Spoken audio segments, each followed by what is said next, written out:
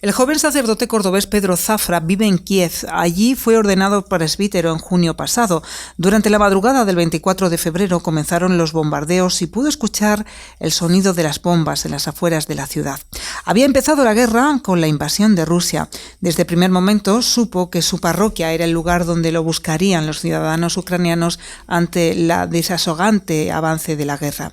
Ha viajado a Córdoba y está con nosotros para contarnos cómo su vocación lo lleva a no separarse de sus feligreses ni de los sacramentos. Buenas tardes y bienvenido, Pedro. Buenas tardes. Llevas más de 10 años en Ucrania. En junio pasado fue tu ordenación como sacerdote en Kiev y eres vicario en la parroquia de la Asunción de la Virgen María al este de la ciudad ucraniana. ¿Cómo es esta feligresía antes de la guerra? ¿Cómo se manifestaba? ¿Cómo vivía su fe?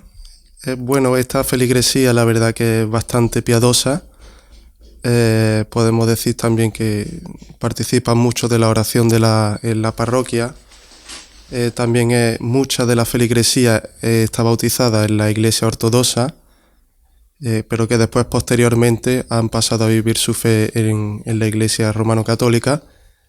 Y bueno, son personas la verdad que cuando nosotros llegamos a la parroquia, llegamos un equipo nuevo de sacerdotes, la verdad que nos costó mucho entrar en contacto con ellos, pero efectivamente después de unos meses pues empezaron a abrirse, a contar sus problemas, ver también la labor que nosotros hacíamos para ellos, y la verdad que son gente pues necesitada de Dios. Uh-huh.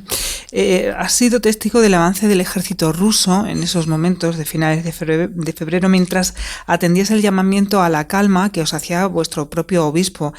¿Cómo es administrar los sacramentos en medio del terror de una guerra? Es una cosa, la verdad, que yo ni siquiera me imaginaba que podía vivir. Para mí, por una parte, es una gran experiencia, porque veo sobre todo que es Dios quien me da la gracia, veo que yo no soy un héroe, que es Dios quien me ha mandado allí.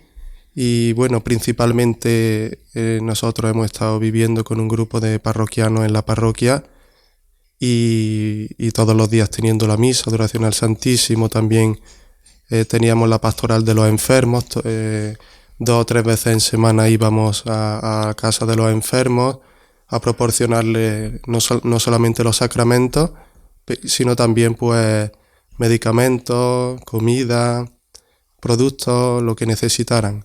Y bueno, es una experiencia, digamos, que acerca más a las personas a Jesucristo. De hecho, en la parroquia, en este periodo, hemos tenido 3 bodas y 6 primeras comuniones. O sea que, digamos, la pastoral, digamos, se ha doblado en este periodo de tiempo, porque como decía antes, son personas que con estas condiciones de guerra que tenían todas pues sus planes, tenían sus vacaciones planeadas, a lo mejor su proyecto de vida, de trabajo, de familia, ahora todo esto ha desaparecido. Y muchas de las personas pues vienen buscando a Dios, buscando una respuesta, y sobre todo pues, a través de los sacramentos de la Eucaristía, del matrimonio, de la confesión, pues a buscar una respuesta que humanamente nadie puede dar.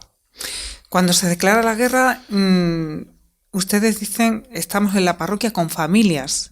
¿Cómo se reúnen? ¿Cómo lo hacen? Hay un sótano en esta parroquia del este de Kiev y allí viven usted y sus compañeros con estas familias, ¿no? Sí, vivimos, digamos, todos juntos. Los curas vivimos, obviamente, en una habitación separada y bueno, los parroquianos viven en una sala, digamos, más o menos protegida, aunque es verdad que la parroquia no tiene una estructura arquitectónica como para aguantar ese tipo de misiles, pero estábamos todos juntos, vinieron, la verdad que ellos se sentían bastante arropados porque estaba, por una parte experimentamos la ayuda material, humanitaria que nos venía de tantas partes de Europa y por otra parte pues sentían este consuelo espiritual de escuchar todos los días la palabra de Dios, todos los días rezando, juntos la oración de los laudes y la misa y la adoración al Santísimo. Y bueno,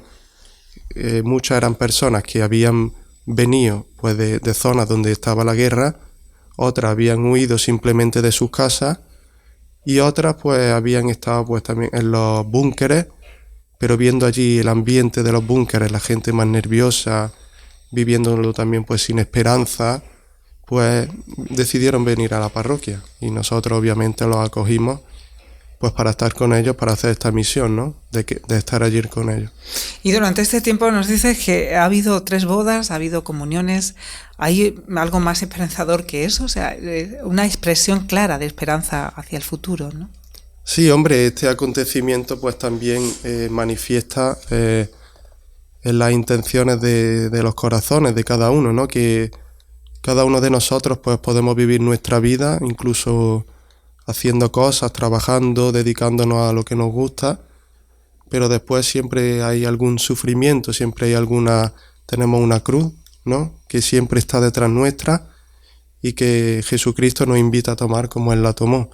Y esta situación pues también manifiesta, ¿no? Pues que si a lo mejor esa cruz en algún momento, ese encuentro con Jesucristo, pues a lo mejor no lo tenían tan claro o no veían la manera de cómo encontrarse con Jesucristo, pues en esta situación, pues digamos que Jesucristo los trae, ¿no? Son corazones, imaginamos, también llenos de agradecimiento, porque estas personas en su vida cotidiana, ¿cómo eran?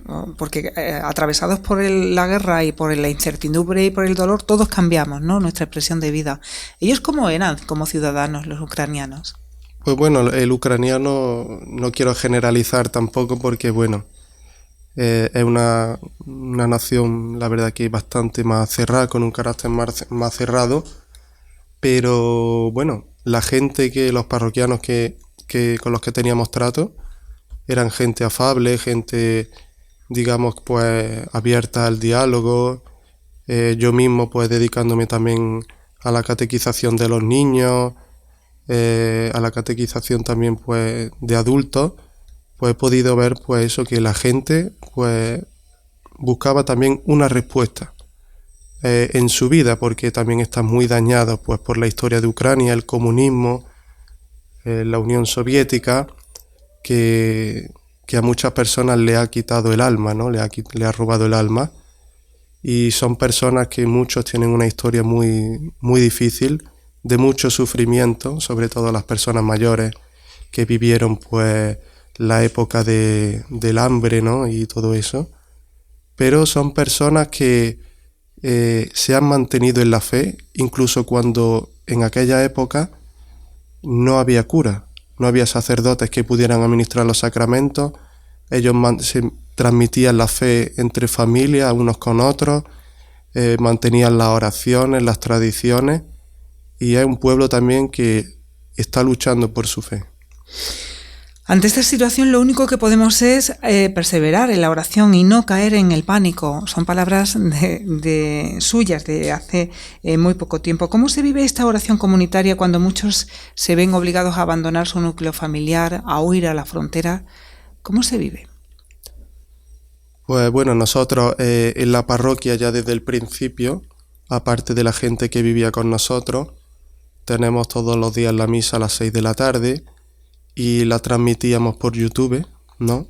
Para aquellos parroquianos que o bien no quieren salir porque tienen miedo, o bien que están en otras ciudades de Ucrania que han huido, o bien que se han ido al extranjero. Y así, de esa manera, pues tratando un poco de que ellos nos vieran, de que vieran que estamos aquí, de que vieran que, bueno, que estamos aquí para lo que necesiten. Y bueno, yo también pues personalmente manteniendo contacto pues a través del teléfono, ¿no? Con los parroquianos, preguntando cómo estáis, dónde estáis, cuál es vuestra situación, y siempre pues ofreciendo la ayuda. O sea que nosotros hemos visto también que mucha gente se ha acercado también que no es de iglesia, y eso también pues nos consuela, ¿no? Ver que gente que quiere una respuesta, ¿no? Que solamente se la puede dar Dios. Hablaba antes de cómo se sintieron reconfortados en aquellos primeros días cuando ustedes se reúnen en la parroquia con esos feligreses que huyen de la inseguridad de la guerra y, bueno, notan la presencia de la ayuda humanitaria. En concreto, Córdoba se ha movilizado también para esa ayuda al pueblo ucraniano, y me gustaría saber si son conscientes o de alguna manera notan el aliento que desde aquí les damos. Sí, efectivamente, yo tengo muchos conocidos, también me han ido llamando aquí en Córdoba, bueno, pues de distintos medios de comunicación. La diócesis se puso en contacto conmigo, me pidió pues que escribiera cuáles eran las necesidades de la parroquia para enviar una ayuda. Después también mis propios amigos, también compañeros de comunidad, porque yo estoy en el camino neocatecumenal, pues también me han ido ayudando. Y bueno, y la oración, y también hemos tenido hemos experimentado este sustento material que nos ha llegado. Me gustaría saber dónde está el origen de su vocación como sacerdote. ¿Cómo fue esa llamada muy temprana, por la edad que tiene, debió ser muy pronto? ¿Cómo se siente llamado por el Señor? Bueno, pues digamos que al nacer en el seno de una familia cristiana en el camino no catecumenal, pues digamos mis padres pues siempre me hablaban, ¿no?, de Dios, ¿no?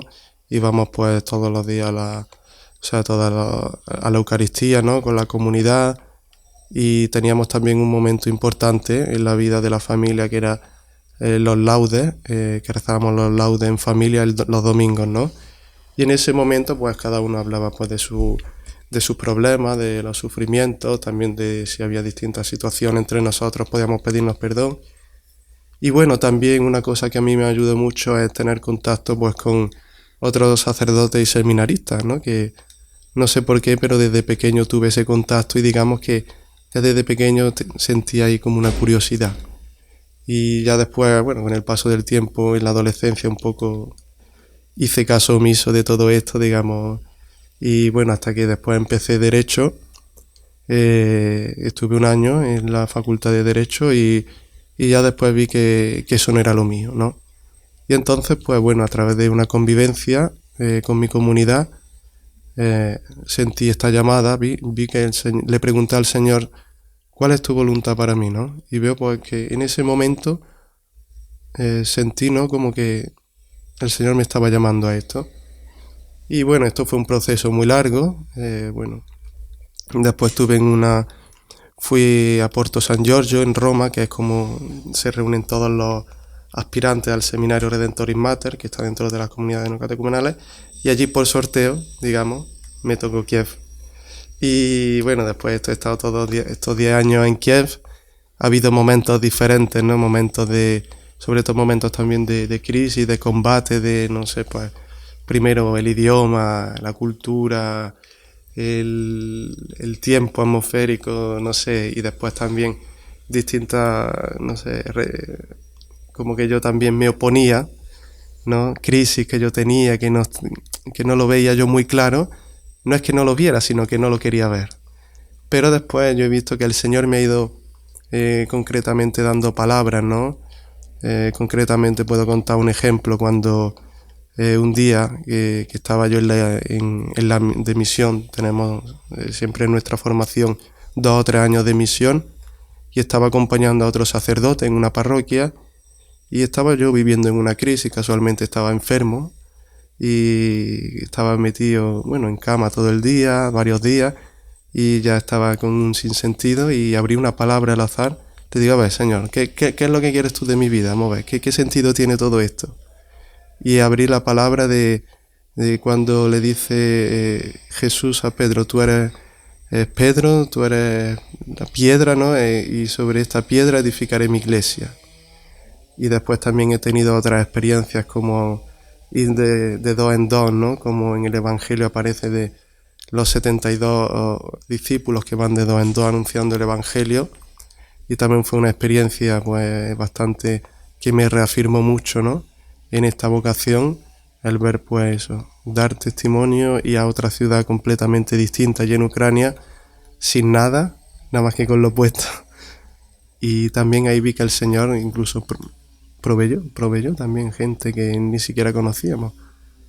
Y bueno, también en un retiro pues espiritual que tuve antes de recibir la admisión ad ordines, ¿no? Y abriendo una palabra, pues me salió la palabra de Judith, ¿no?, que vencía al rey, ella sola, ¿no?, siendo una mujer que entró en el campamento de los enemigos y le cortó la cabeza, ¿no?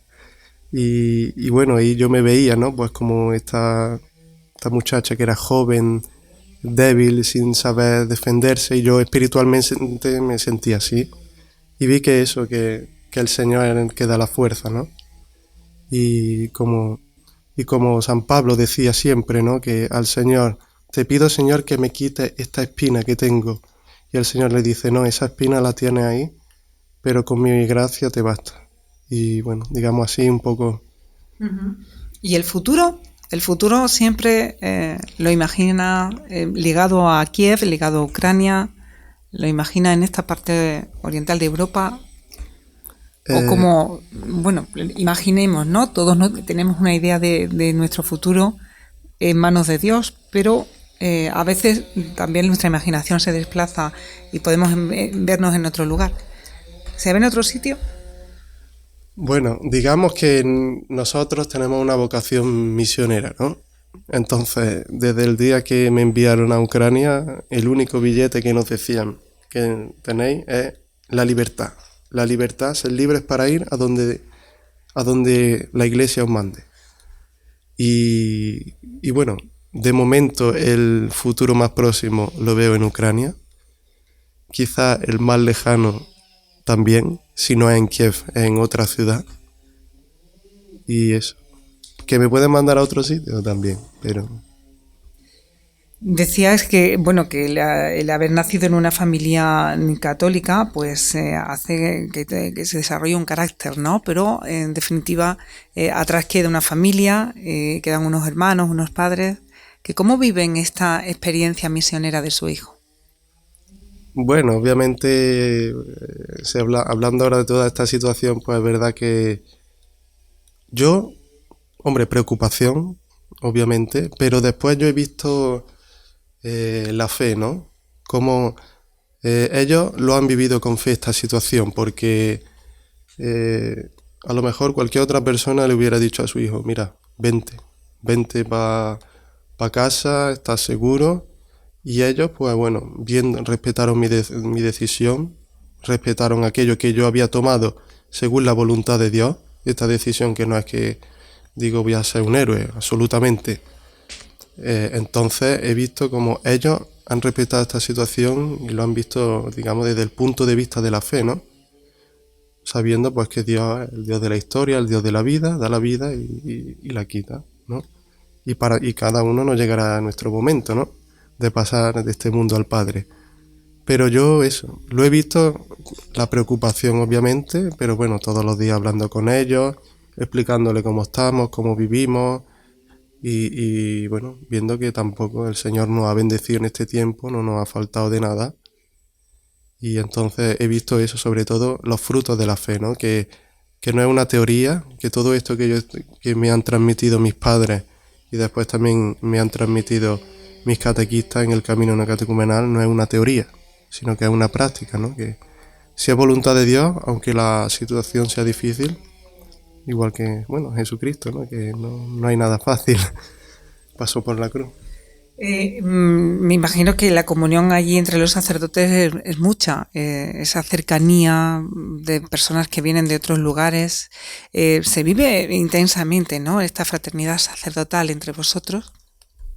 Sí, bueno, en la parroquia, la verdad que no sé si lo he dicho en alguna ocasión, pero bueno, estamos un sacerdote, el párroco es polaco, después un vicario que es de Brasil, después tenemos otro cura, digamos, que está viviendo en nuestra parroquia, de Bielorrusia, después el antiguo párroco que sigue estando con nosotros, polaco, y yo de España.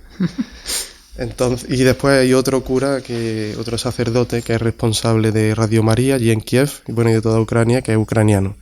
Entonces, la verdad que entre nosotros tenemos buena relación. Obviamente tenemos nuestros más, nuestros menos, ¿no? Pero siempre siempre la Iglesia nos ha enseñado a hablar, reconciliarnos. Y bueno, a nivel de diócesis, pues también tenemos buena relación. De hecho, durante este tiempo el obispo semanalmente programaba reuniones a través online, ¿no? Con todos los sacerdotes, un poco para ver las necesidades que tenía cada parroquia y para hablar, para que cada uno contara un poco más o menos cómo está viviendo. qué nivel de peligro, cómo está la situación, y hemos experimentado la comunión. Y el obispo, obviamente, pues como decía, siempre nos ha llamado libremente a quedarnos libremente, ¿no? Nuestra misión es anunciar el amor de Dios a todos, incluso el amor a los enemigos, y dar esperanza y consuelo al pueblo ucraniano. Estas son palabras de Pedro, palabras que recogíamos en los días posteriores a ese 25-24 de febrero, cuando estalló la guerra. Más vigencia, si cabe, ¿no?, tienen ahora después de 50 días de guerra. Sí, obviamente, porque ahora nuestra misión es muy complicada, sobre todo en el ámbito espiritual, porque se ha generado mucho odio y es complicado, ¿no?, hablar en esta situación del amor al enemigo. Sin embargo, nosotros hablamos del amor al enemigo, hablamos de lo que Jesucristo hizo por cada uno de nosotros, que es que murió en la cruz por nuestros pecados, por nuestros propios pecados, ¿no?, que no fue algo que hicieron los judíos en aquella época, sino que Él lo hizo por toda la humanidad. También hablamos que la guerra, independientemente de que está fuera, también está dentro de nosotros. Cada uno tenemos nuestras situaciones con familiares, con vecinos, con compañeros del trabajo, que nos hacen vivir en guerra con el otro. Y que tenemos la tentación, pues, de evadir la conversión propia, fijándonos simplemente en lo exterior, ¿no? De decir, pues, no, es que estos son muy malos, mira lo que nos han hecho. Pero bueno, ¿cuáles son los sentimientos que te nacen a ti cuando ves el pecado ajeno? ¿No? O sea, si somos capaces de amarlo, si somos capaces de ver, sobre todo, que si Dios levanta las manos de mi cabeza puedo hacer cualquier cosa, porque en situaciones extremas el hombre muchas veces no responde de su acto, actúa por defensa, por defender la vida, ¿no?, porque es el instinto que tenemos. Y nosotros, si estuviéramos en una situación del estilo, seríamos capaces de hacer, pues, todas esas cosas. Sobre todo, pues, si a lo mejor no hubiéramos recibido la fe, ¿no?, todo lo que la Iglesia nos enseña, pues seríamos capaces de todo, ¿no? El Señor nos mantiene, ¿no?, y nos guarda de esas cosas también. Entonces es una misión complicada, pero también un poco mostrar, no solo, digamos, ayudar a esta gente predicándole el amor a los enemigos, pero también que lo vean desde el prisma, o sea, de la conversión propia, de la relación con el prójimo. Qué importante es aprender a reconocer la guerra dentro de nosotros mismos, porque siempre miramos hacia afuera y siempre tenemos esa capacidad crítica, un análisis negativo de la persona que está en guerra, pero nos olvidamos de que somos nosotros también los principales agentes de la paz, ¿no? Bueno, pues muchísimas gracias a Pedro Zafra, este joven sacerdote cordobés que ha tenido la amabilidad de atendernos, que sigue ejerciendo como sacerdote, sigue ejerciendo su ministerio como sacerdote en Kiev, en una parroquia al este de esta ciudad, que está lleno de personas que huyen de la guerra, de personas que han encontrado, bueno, pues el amparo y la mirada abierta y la mano tendida para librarse de este horror que es la guerra. Muchísimas gracias y hasta una próxima ocasión. Seguiremos en contacto aquí, allí, donde podamos, y seguiremos muy de cerca el desarrollo de estos momentos tan decisivos para la vida de los ucranianos. Muchísimas gracias. A ustedes también.